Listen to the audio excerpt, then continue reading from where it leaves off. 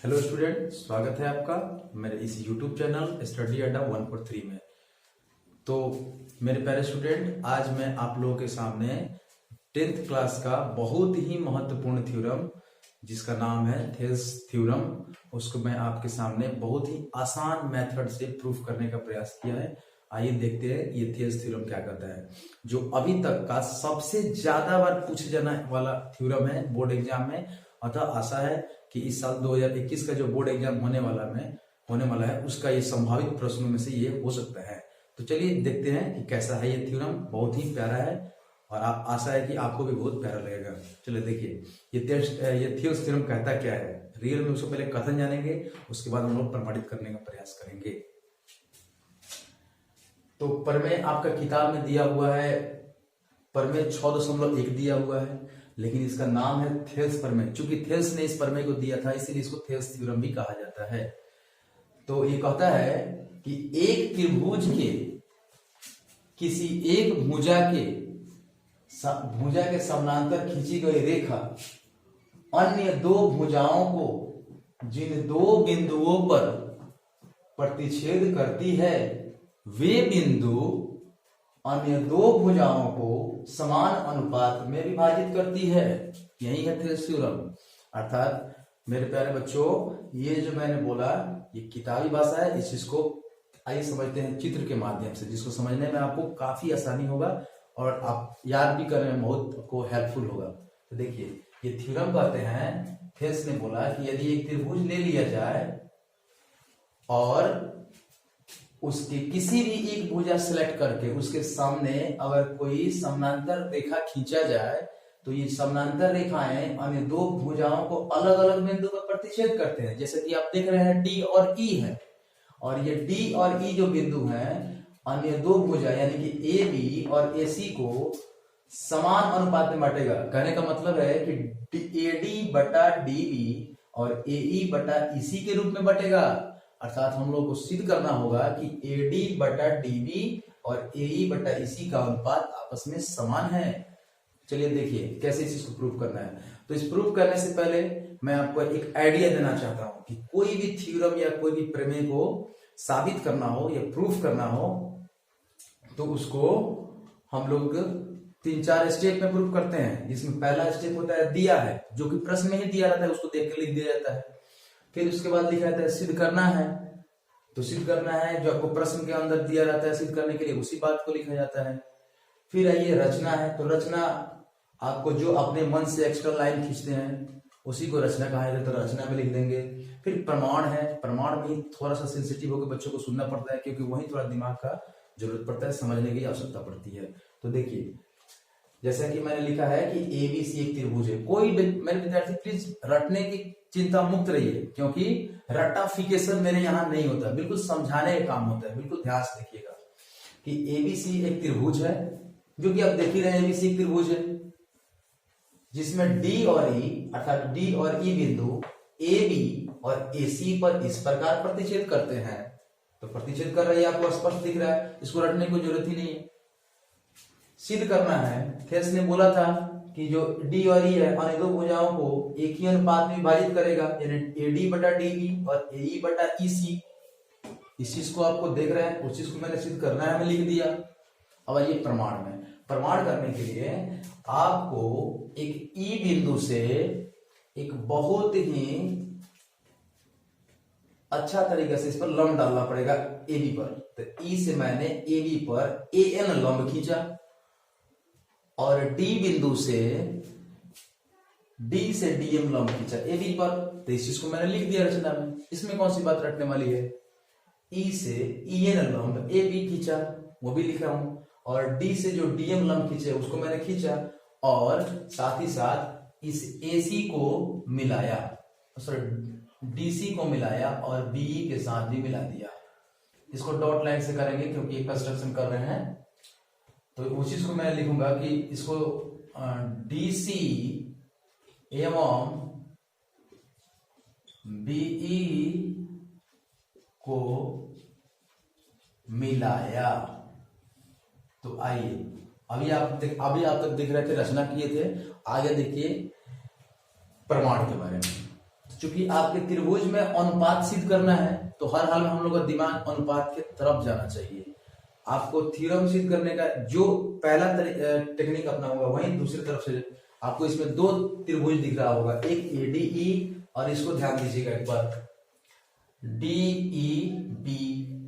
एक बार एडीई में जाइएगा, एक बार डीईबी में जाना है।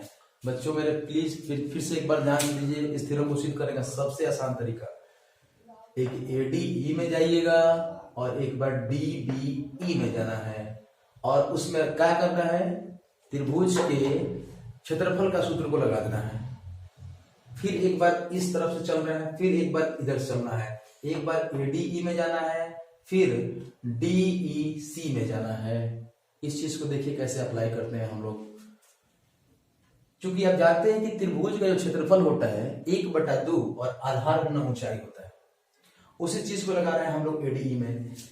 एक त्रिभुज के क्षेत्रफल एडीई का जो क्षेत्रफल है 1/2, इस एडीई का आधार ये है एडी और इसका शीर्षलंब देख रहे हैं ईएन है, तो ईएन लिख दिए। फिर देखिएगा त्रिभुज डीबीई का क्षेत्रफल 1/2, इस डीबीई में आइएगा, डीबीई में तो आधार हो जाएगा ये डीबी और लंब हो जाएगा एनई। फिर हम देख रहे हैं कि 1/2 से 1/2 कट जाएगा, इस 1/2 से 1/2 कट जाएगा, फिर ईएन से ईएन भी कट जाएगा, क्या बचा एडी बटा डीबी और ये क्षेत्रफल बचा, तो इसको बोल देंगे समीकरण नंबर 1।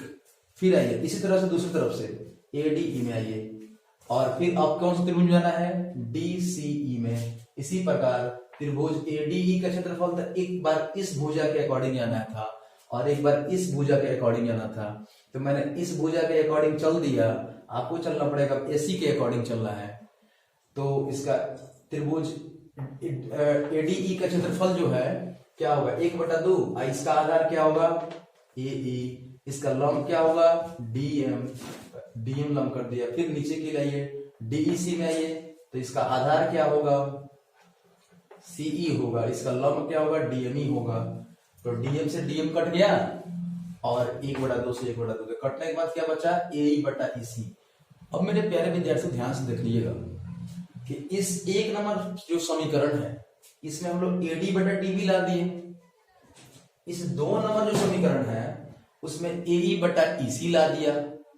तो आप देख रहे हैं कि एडी बटा डीबी और एई बटा ईसी हम लोग को तो मिल चुका है, लेकिन जो लेफ्ट हैंड साइड है उसमें बस एक एरिया ऑफ त्रिभुज आ गया है जिसको हटाना बहुत जरूरी है। अगर वो हम लोग किसी तरह से हम लोग हटाने में सक्षम हो जाते हैं तो हम लोग कह सकते हैं कि एडी बटा डीबी और एई बटा ईसी बराबर है। तो इसको हटाने का तरीका क्या होगा, उसका दोनों तरफ का जो लेफ्ट हैंड साइड है एलएचएस हो वो बराबर हो जाए, तो हम लोग हटाएंगे तो हमारा बराबर हो जाएगा।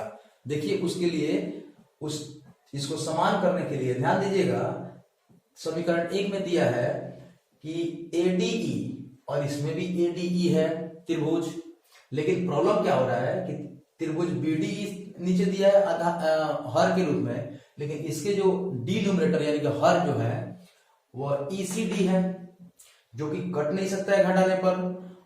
तो इसको हटाने के लिए जब समान होगा तभी जाकर कट सकता है, असमान तो कटना मुश्किल है।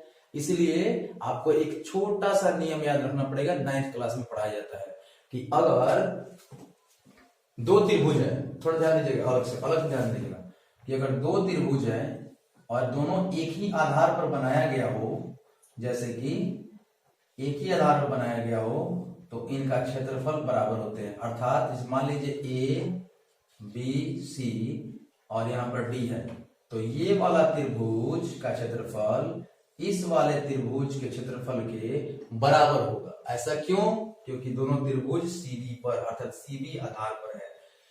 यानी कहने का मतलब क्या है मेरे बच्चों कि अगर 2 त्रिभुज एक ही आधार पर हो तो दोनों त्रिभुज का जो क्षेत्रफल होता है वो आपस में समान होता है। अर्थात इसी नियम को अप्लाई करते हुए इसको देखिएगा आगे हम देख रहे हैं कि डीबीई है, इसमें देखिएगा डीबीई और डीईसी ये दोनों जो है इस डीई आधार पर है। फिर से सुनिए डीबीई और DEC, ये दोनों त्रिभुज किस पर आधारित है? DE पर है। तो हम लोग कह सकते हैं ना कि जो DBE का क्षेत्रफल, ये जो DBE का क्षेत्रफल DEC के बराबर होगा, एकदम होगा, एकदम। ये 9th क्लास में वो पढ़ाया गया होगा, जब आप नहीं पढ़ेंगे तो फिर याद भी लिख सकते हैं यहाँ से कि जो DBE का और ECD का जो क्षेत्रफल एक ही आधार पर होने की वजह से DE पर इनका क्षेत्रफल आपस में क्या होगा? बराबर। तो इसको कह लेंगे समीकरण नंबर 3 बोलेंगे। तो आप देखिएगा 1 और 2 में ADE और ADE समान था, 3 के मदद लेने पर नीचे वाला भी समान हो गया। तो आपको पता है जब LHS समान हो, RHS दोनों का अलग अलग हो, तो घटाने पर LHS से LHS कट जाता है और RHS आपस में बराबर हो जाते हैं। ये समीकरण को सॉल्व करने का बड़ा ही बेसिक मेथड है, इसको जरा माइंड करने की जरूरत नहीं है, बट ध्यान देना चाहिए आपको। तो देख रहे हैं कि समीकरण हमने क्या किया, 1 का और 2 का और 3 का सहारा लिया है, तब जाकर के इधर लेफ्ट साइड वाला जो टर्म है, इधर का लेफ्ट साइड वाला टर्म क्या हो जाएगा? बराबर। बराबर कैसे होगा? एरिया ऑफ त्रिभुज ADE, इधर भी एरिया ऑफ त्रिभुज ADE है, लेकिन नीचे क्या है? BDE है और इधर भी ECD है, लेकिन इन दोनों का क्षेत्रफल क्या है? बराबर है। क्यों? क्योंकि दोनों एक ही आधार पर हैं। तो यहाँ पर दोनों का क्षेत्रफल बराबर होने की वजह से ये दोनों क्या हो जाएंगे? समान। तो समान समान कट जाता है, जैसे कि आप जानते हैं x में से x गया 0, सेम उसी प्रकार समान त्रिभुज में समान त्रिभुज क्षेत्रफल घटाइए तो 0 ही होगा।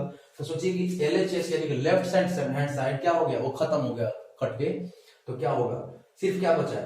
इधर से बचा AD बटा DB और इसमें से बचा AE बटा EC। इसीलिए मैंने लिखा है समीकरण 1, 2, 3 से हम पाते हैं कि AD बटा DB और AE बटा EC आपस में समान हो गया। अर्थात फेल्स का कहना सही हो गया कि यदि कोई त्रिभुज में एक भुजा के समानांतर कोई रेखा खींचेगा तो ये जो भुजाएं अलग अलग अन्य दो भुजाओं को समान अनुपात में बांटेगी। ये हम लोगों ने प्रमाणित कर दिया। तो आशा करते हैं कि विद्यार्थियों मेरा इस थ्योरम आपको बहुत पसंद आया होगा और आसान भी है। इसको जानने के बाद आपको बहुत ही इसका जो चैप्टर्स है बनाने में बहुत आसानी होगा। इसके बाद मैं आपको एक फिर कुछ नया टॉपिक लेके आऊंगा, और इसको आप ध्यान से बना रखिए, आपके बोर्ड एग्जाम के लिए बड़ा महत्वपूर्ण है। अतः आपने इस क्लास को यहीं पर रोकता हूं। अगर आपको मेरा इस वीडियो अच्छा लगे तो इसको लाइक करें, सब्सक्राइब करें और शेयर करते रहें। धन्यवाद। Thank you.